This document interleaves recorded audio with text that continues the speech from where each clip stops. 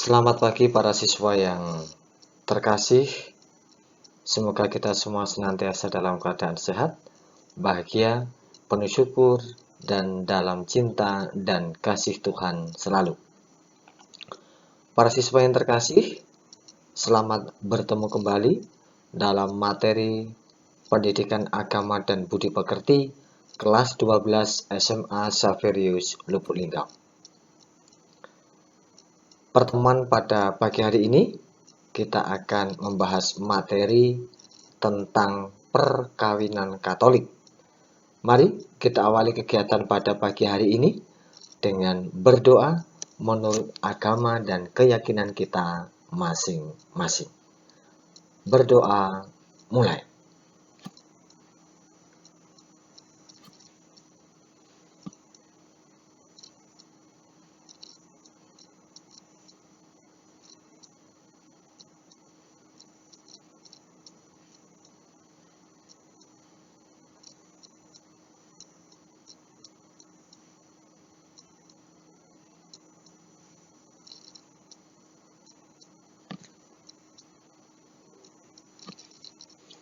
Berdoa selesai. Baik, para siswa yang terkasih, apa toh sejatinya perkawinan Katolik itu? Perkawinan Katolik itu dipahami sebagai perjanjian perkawinan dengan mana pria dan wanita membentuk antar mereka kebersamaan seluruh hidup dari sifat kodratinya terarah pada kesejahteraan suami istri serta pada kelahiran dan pendidikan anak. Oleh Kristus Tuhan, perkawinan antara orang-orang yang dibaptis ini diangkat ke martabat sakramen. Ini rumusan perkawinan Katolik menurut Kitab Hukum Kanonik Kanon 1055 paragraf 1. Kitab Hukum Kanonik itu semacam buku pegangan ya, semacam buku pegangan yuridis, hukum bagi orang-orang Katolik, semua orang Katolik pada khususnya orang-orang Katolik dalam Gereja Katolik Roma. Mereka berpegang pada secara yuridis berkaitan dengan hukum itu berpegang pada Kitab Hukum Kanonik ini untuk konteks intern Gereja Katolik sendiri. Nah, itu ya bukunya itu semacam ya, kira-kira seperti ini bukunya. Kira-kira buku ini. Jadi rumusan tentang pengertian perjanjian tentang perkawinan ini tadi juga saya ambil dari sini. Itu ya, ambil dari sini. Itu kira-kira bukunya seperti ini. Ini. Nah, kira-kira seperti ini bukunya. Oke. Nah. Nah, kita kembali ke sini. Dalam rumusan tentang pengertian perkawinan Katolik yang memang panjang ini, itu nanti akan termuat juga tujuan perkawinan Katolik berdasarkan rumusan satu kalimat ini. Dari pengertian ini.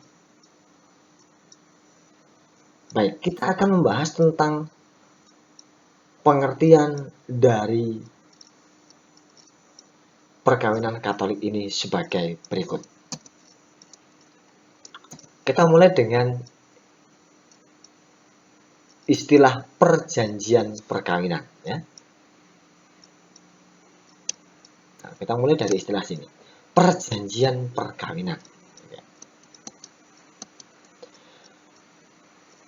Perkawinan merupakan tindakan yuridis, tindakan hukum ya. Yuridis artinya hukum, tindakan yuridis bilateral antara dua orang, antara seorang pria dan seorang wanita. Dan tindakan yuridis ini dinamakan dengan janji perkawinan. Bahasa lainnya dikatakan foedus matrimonialis yang berobjekkan pada kebersamaan seluruh hidup. Sekali lagi dasarnya Kanon 1055 paragraf 1.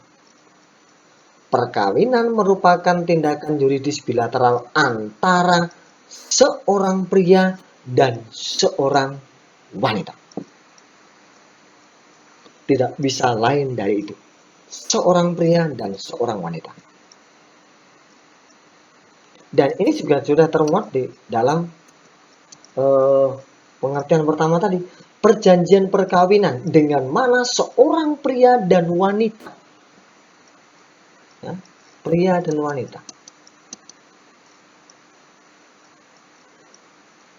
Nah, tindakan hukum inilah yang dinamakan dengan janji perkawinan. Artinya, tindakan secara hukum, ikatan perjanjian antara seorang pria dan seorang wanita yang mengkhususkan diri pada usaha untuk membangun kebersamaan seluruh hidup, mengucapkan janji untuk membangun kebersamaan seluruh hidup, itulah dinamakan janji perkawinan. Tuh. Dan perjanjian di sini atau perkawinan, perjanjian nikah atau perjanjian perkawinan di sini itu ialah yang menjadi hakikat dari perkawinan. Hal menjadi dasar dari perkawinan Katolik. Karena apa? Perkawinan itu adalah sebagai suatu perjanjian nikah, foedus conjugi, dan bukan lagi sebagai kontraktus atau suatu kontrak. Tahu bedanya perjanjian dengan kontrak? Kalau kontrak itu biasanya ada batas waktunya ya. Tetapi kalau namanya perjanjian, yang namanya perjanjian itu akan berakhir sesuai dengan amanat dari janji tadi. Kalau janjinya seumur hidup, ya tentunya berakhir janjinya ketika Tuhan yang Maha Kuasa memanggilnya. Dan itulah perkawinan. Perkawinan itu adalah suatu perjanjian nikah untuk hidup bersama. Bukan kontrak. Ingat ya, bukan kontrak. Karena suatu perjanjian nikah, maka hakikatnya adalah langgeng. Terus menerus. Hanya maut yang memisahkan. Itu nanti akan kita bahas berikutnya. Nah, ini. Kemudian kita membahas pada poin kedua tentang kebersamaan seluruh hidup dari rumusan pengertian tadi. Nah, kan ada istilah perjanjian perkawinan dengan mana pria dan wanita membentuk antar mereka kebersamaan seluruh hidup. Nah, dari kodratnya, perkawinan adalah suatu kebersamaan seluruh hidup.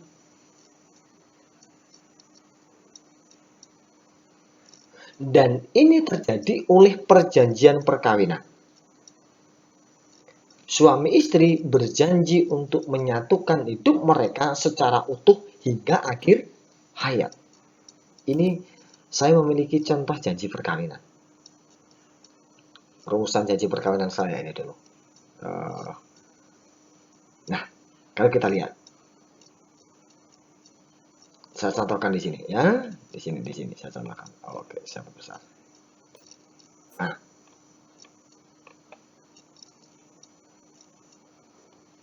ini setelah imam mengatakan mempelai berdua yang berbahagia, kini tiba saatnya untuk meresmikan perkawinan saudara dan saudari.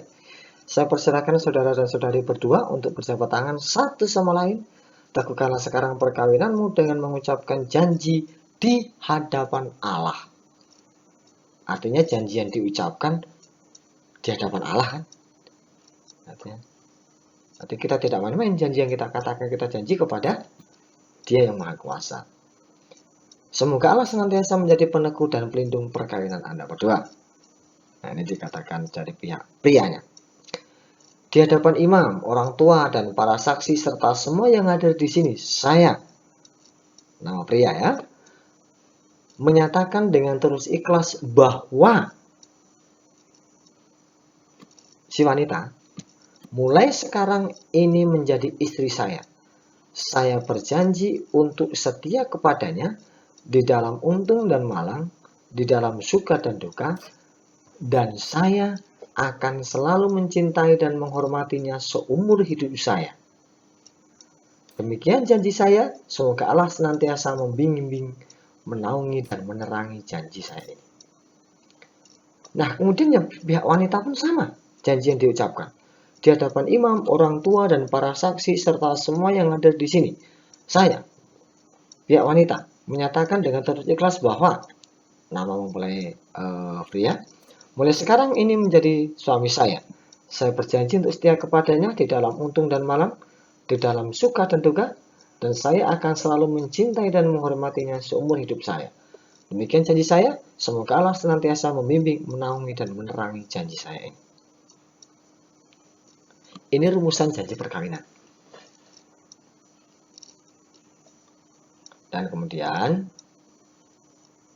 imam akan mengatakan atas nama gereja Allah yang kudus di hadapan para saksi, serta saudara sekalian yang ada di sini, saya menegaskan bahwa perkawinan yang telah diresmikan ini adalah perkawinan yang sah menurut hukum gereja Katolik.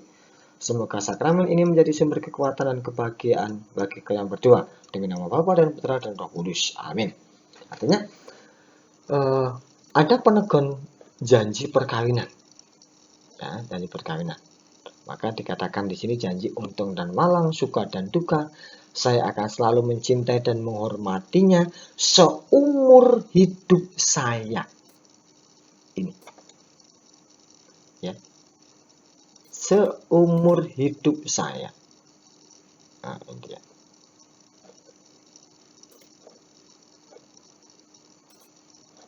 Maka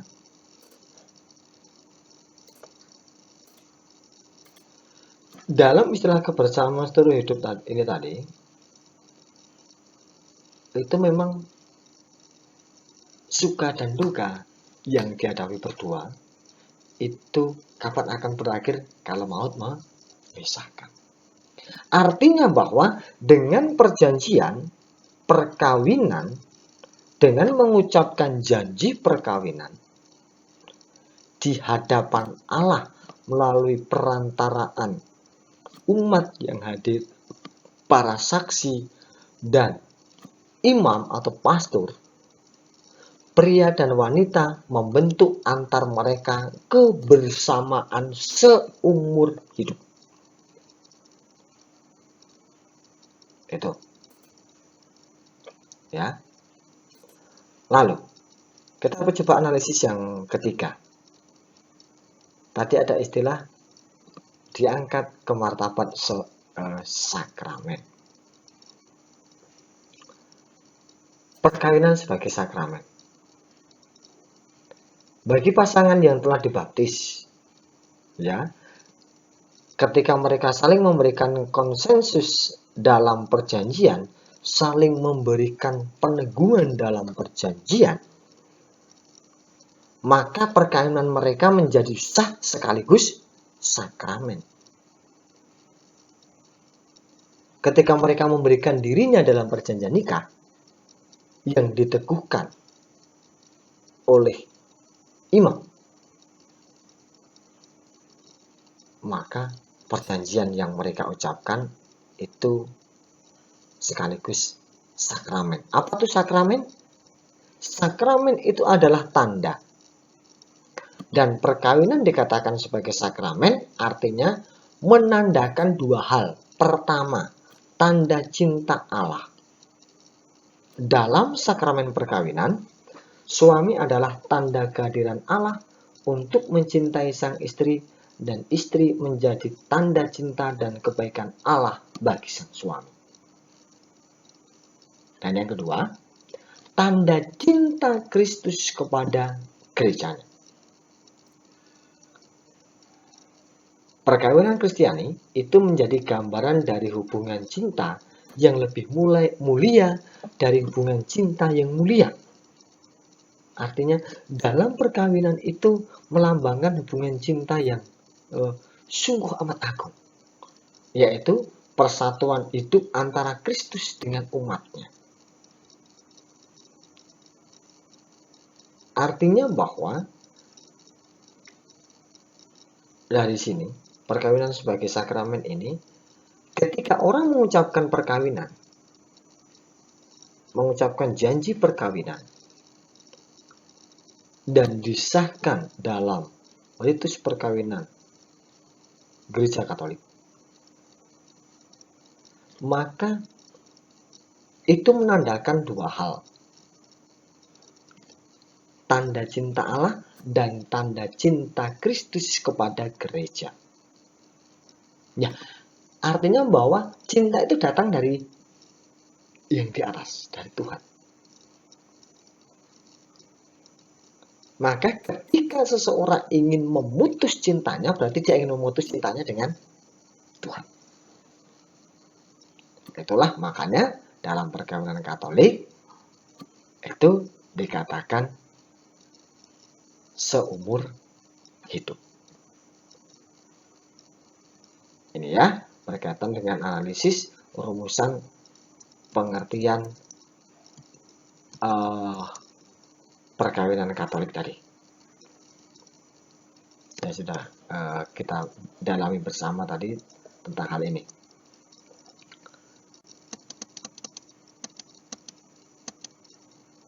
Nah, kita juga sekarang akan melihat tentang tujuan perkawinan. Karena tujuan perkawinan ini juga termuat dalam rumusan perkawinan Katolik tadi. Maka rumusan perkawinan Katolik dalam Kanon 1055 paragraf 1 tadi memiliki maknanya yang sangat luas. Salah satunya di sini adalah berkaitan dengan tujuan perkawinan. Tujuan perkawinan dalam ajaran Gereja Katolik menurut Kanon 1055 paragraf 1 itu ada 3. Pertama, kesejahteraan suami istri. Yang kedua, keturunan atau prokreasi.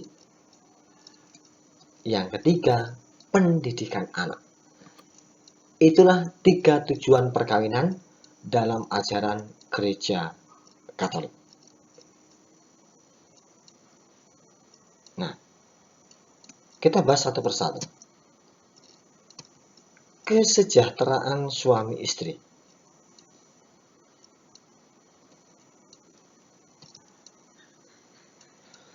Tujuan perkawinan ialah untuk saling menyejahterakan suami istri secara bersama-sama dan bukan kesejahteraan pribadi salah satu pasangan. Mengapa demikian? Karena hakikatnya, karena dasarnya tadi sudah jelas, ketika mengucapkan janji perkawinan, mereka berniat untuk apa? Membangun kebersamaan seluruh hidup. Dan tujuan perkawinan ialah saling menjadikan baik dan sempurna, saling menyejahterakan, yaitu dengan mengamalkan cinta seluruh jiwa raga. Maka, cinta suami istri adalah tujuan utama perkawinan Katolik. Karena cinta suami istri melambangkan cinta Kristus dengan gerejanya. Dan inilah tujuan utama perkawinan Katolik. Kesejahteraan suami istri, cinta suami istri. Segala hal apapun kebahagiaan dalam hidup berkeluarga, itu dasarnya adalah cinta suami istri.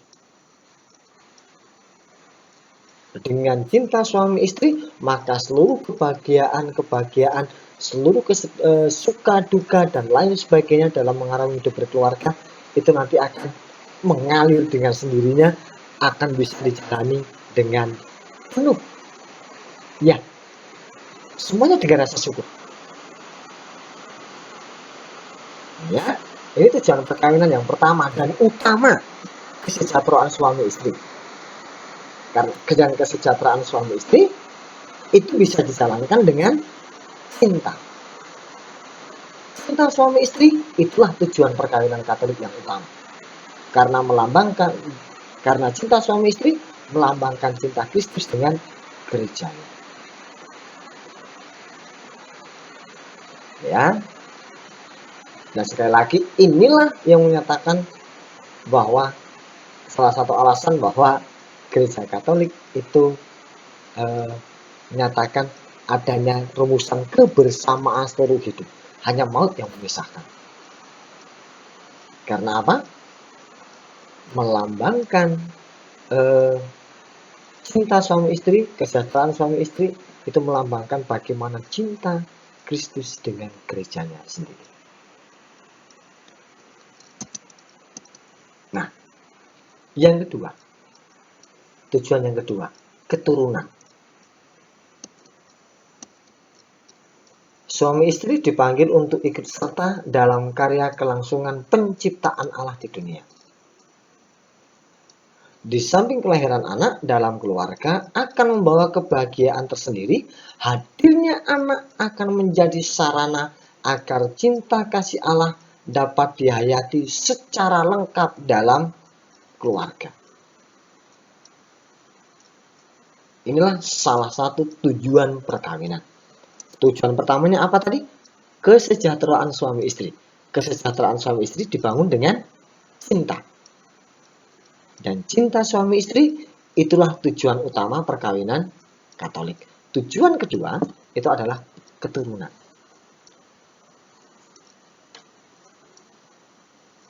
Ya, keturunan. Karena dengan adanya keturunan, maka ada upaya untuk menghayati cinta kasih Allah dalam hidup berkeluarga. Ya, ini tujuan yang kedua.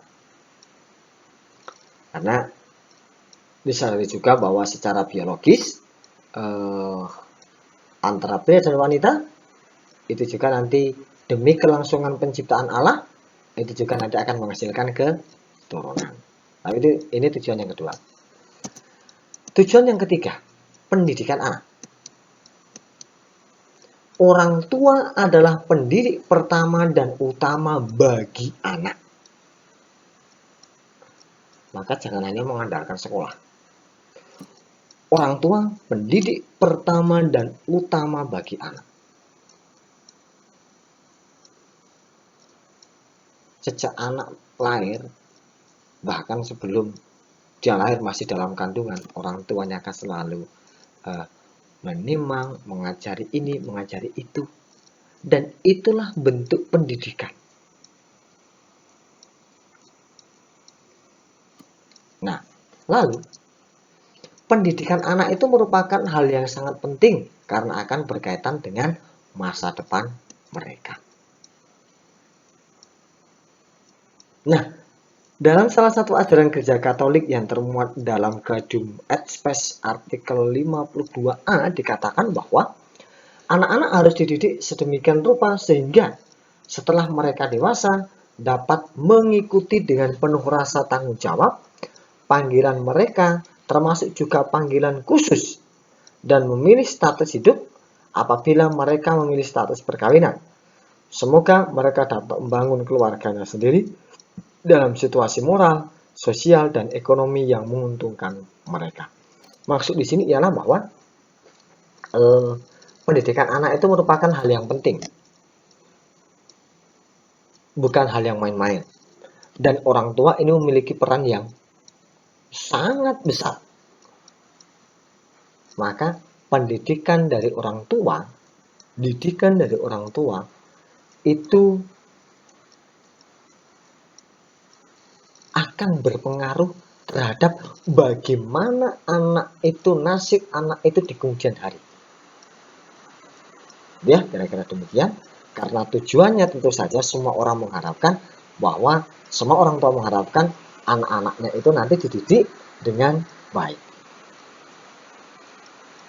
Dan dalam ajaran Gereja Katolik, pendidikan anak yang dimaksudkan di sini selain dididik dengan baik juga mereka dididik secara Katolik.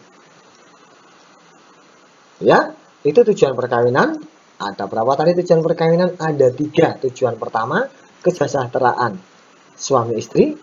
Tujuan kedua, keturunan. Tujuan ketiga, pendidikan anak.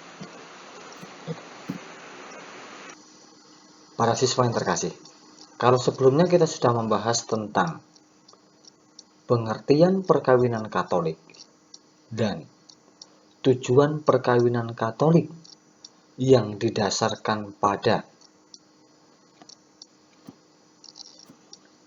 Kanon 1055 paragraf 1. Sekarang kita akan membahas hal yang kedua, yakni berkaitan tentang sifat hakiki perkawinan Katolik yang akan didasarkan dari Kanon 1056.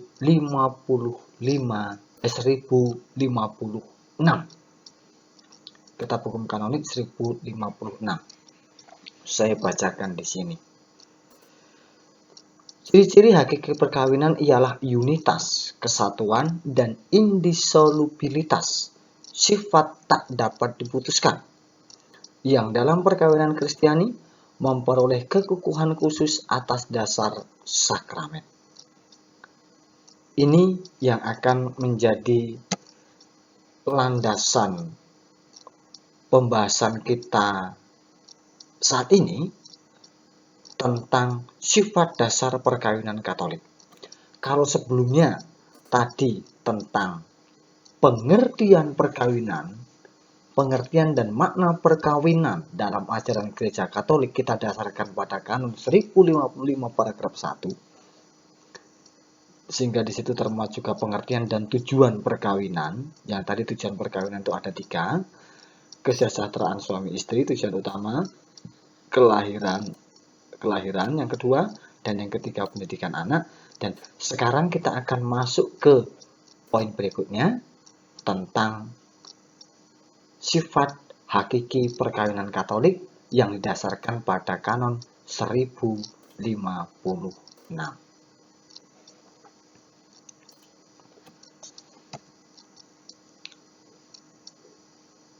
Sebelum kita masuk ke sifat hakiki perkawinan Katolik, apa toh yang dimaksud dengan hakiki itu?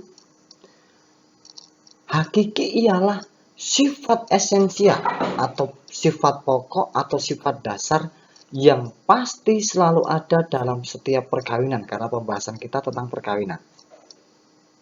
Ini ya, termasuk perkawinan sakramen dalam ajaran Gereja Katolik ini. Sekali lagi, sifat hakiki itu artinya sifat esensial, sifat pokok atau sifat dasar, hal-hal dasar, sifat dasar. Nah, sifat dasar atau sifat hakiki perkawinan Katolik itu sendiri ada 2. Pertama, monogam. Yang kedua, tak terceraikan. Ya, sekali lagi, 2 sifat hakiki perkawinan Katolik. Pertama, monogam. Yang kedua, tak terceraikan. Kita bahas dari poin yang pertama, monogam. Monogam atau bahasa latinnya dikatakan unitas. Apa itu maksud monogam? Monogam atau unitas itu adalah perkawinan hanya sah jika dilaksanakan antara seorang pria dan seorang wanita. Sekali lagi, seorang pria dan seorang wanita. Nah, dalam hal ini memang tidak dibenarkan adanya poligami, bahwa seorang suami memiliki beberapa istri ya, ataupun poliandri, seorang istri memiliki beberapa suami. Entah yang dilaksanakan secara bersamaan, simultan atau tidak. Tapi yang jelas bahwa sifat di sini adalah monogam, hanya antara seorang pria dan seorang wanita. Dan sekali lagi, tidak dibenarkan dalam ajaran Gereja Katolik. Dalam ajaran Gereja Katolik itu adanya poligami ataupun poliandri. antri. Itu tentang sifat yang pertama, bahwa sifat yang pertama itu monogam, seorang pria dan seorang wanita. Sifat dasar yang kedua, tak terceraikan. Yang dimaksud dengan tak berceraikan atau bahasa lain dikatakan indissolubilitas adalah bahwa perkawinan yang telah dilangsungkan secara sah menurut tuntutan hukum mempunyai akibat tetap dan tidak bisa diceraikan atau diputuskan oleh kuasa manapun kecuali oleh kematian. Hanya maut yang memisahkan, perceraikan. Apapun alasannya.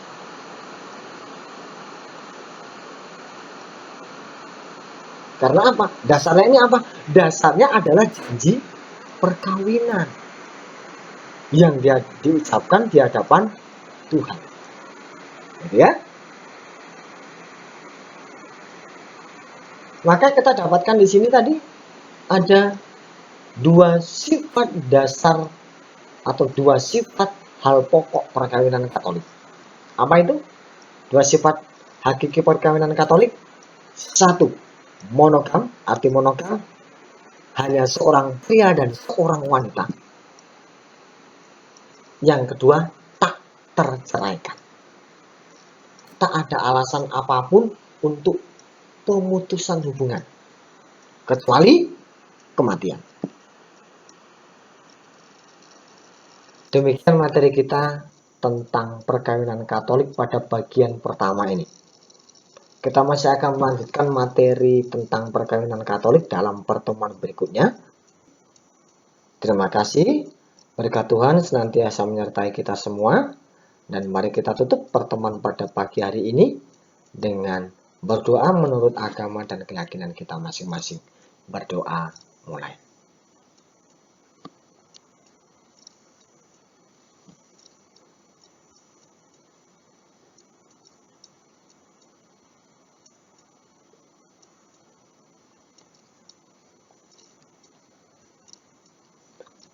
Berdoa selesai.